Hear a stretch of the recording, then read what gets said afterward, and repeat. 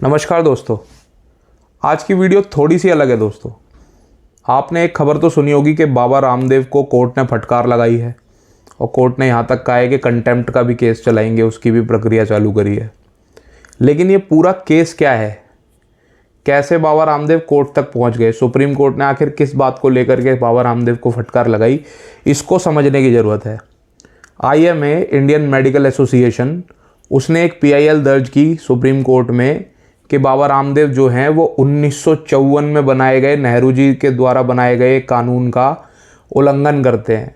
1954 में नेहरू जी ने एक कानून बनाया था जिसमें 54 प्रकार की बीमारियां, 54 डिजीज़ थी जिनको आप प्रचार प्रसार नहीं कर सकते, जिनका मतलब कि अपनी दवाई को ये कह के नहीं बेच सकते कि मेरी दवाई इस चीज़ का इलाज करती है, इन बीमारियों का इलाज करती है।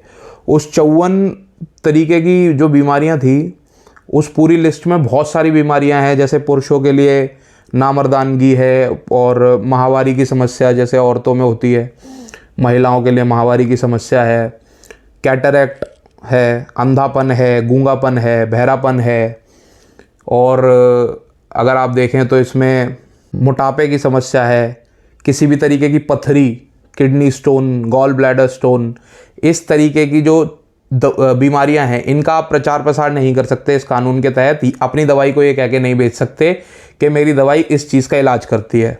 लेकिन यहाँ पे सवाल ये उठता है दोस्तों कि क्या सिर्फ पतंजलि ही है जो अपना प्रचार इन बीमारियों के हवाले से करता है?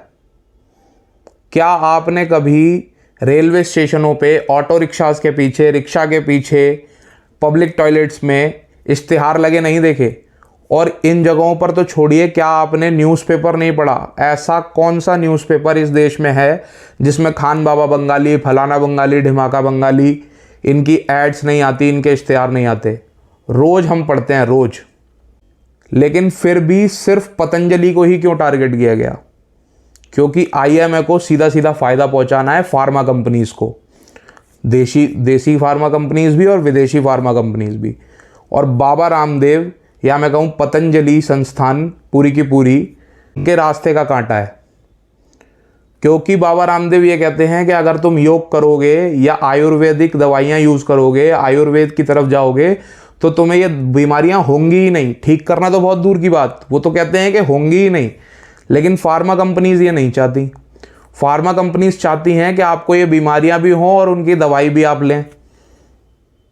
तो IMA से ये सवाल है कि IMA ने खाली पतंजलि को ही टारगेट करके PIL क्यों दर्ज की? और PIL दर्ज की तो की, सुप्रीम कोर्ट ने PIL एक्सेप्ट भी कर ली। क्योंकि अगर कोई कानून है, सुप्रीम कोर्ट ये देखता है कि कानून क्या कहता है। तो कानून तो ये कहता है कि इन 54 बीमारियों को आप प्रचार प्रसार नहीं कर सकते।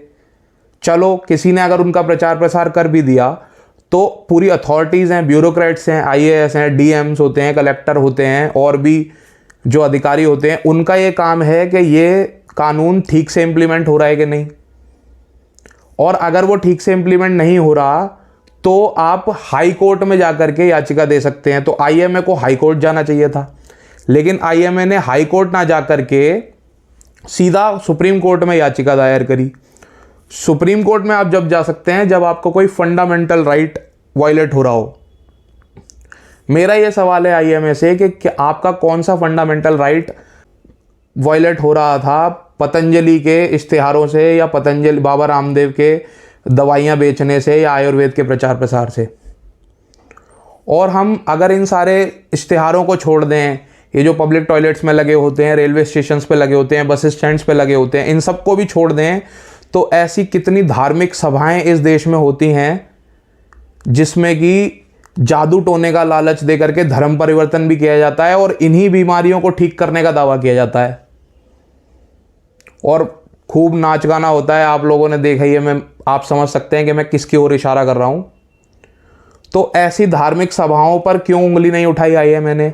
अगर IMA को इतनी ही चिंता थी लोगों के स्वास्थ्य की, IMA को इतनी ही चिंता थी लोगों के वेलबींग की, तो IMA ने पहले इन लोगों के खिलाफ क्यों नहीं याचिका दायर करी?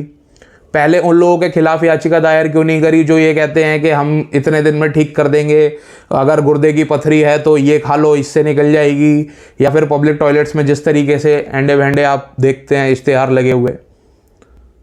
तो ये बाबा रामदेव पे अटैक नहीं है, ये सीधा सीधा अटैक है आयुर्वेद पे, क्योंकि पतंजलि वो संस्थान है जिसने 1200 से ज़्यादा मेडिकल डॉक्टर्स जो आयुर्वेदिक डॉक्टर्स हैं उनको खड़ा किया है देश भर में।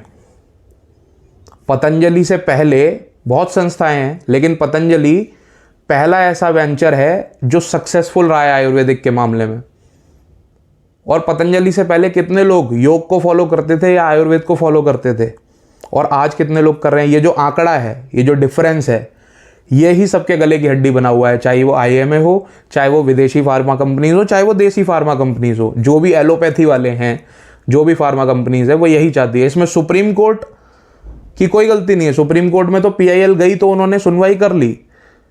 गलती हमारी भी है कि हम आज बाबा रामदेव के साथ नहीं, बाबा रामदेव का साथ नहीं दे रहे हैं, उनके साथ नहीं खड़े हैं, उनके खिलाफ ये सब हो रहा है और हम चुपचाप बैठे हुए हैं। और गलती आईएमए की ये है कि सिर्फ बाबा रामदेव को टारगेट किया जा रहा है। इतने लोग जो इश्तेहार दे रहे थे, इतने सालों से जो ये प्रोपेगेंडा चल रहा था, बहुत लोगों के तो धर्म परिवर्तन करा लिए यही बीमारियां ठीक करने के उसमें। तो थोड़ा सा विचारणीय टॉपिक है दोस्तों, थोड़ा सा विचारणीय चीज़ है कि हम ये क्यों हो रहा है। ये आयुर्वेद पे अटैक है, बाबा रामदेव पे अटैक नहीं है, पतंजलि पे अटैक है। ये जो हमारी सभ्यता है, जो हमारी संस्कृति है, आज पूरी दुनिया ने आयुर्वेद अपना लिया, पूरी दुनिया ने योग अपना लिया, लेकिन हम अभी भी लकीर के फ़कीर बने हुए हैं, अभी भी उसी 1954 के कानून को मानेंगे, या तो इस कानून को बदल दिया जाए। तो इसके खिलाफ एक मुहिम चालू करनी पड़ेगी। मिलता हूँ आपसे जल्दी किसी और वीडियो में। जय श्री राम।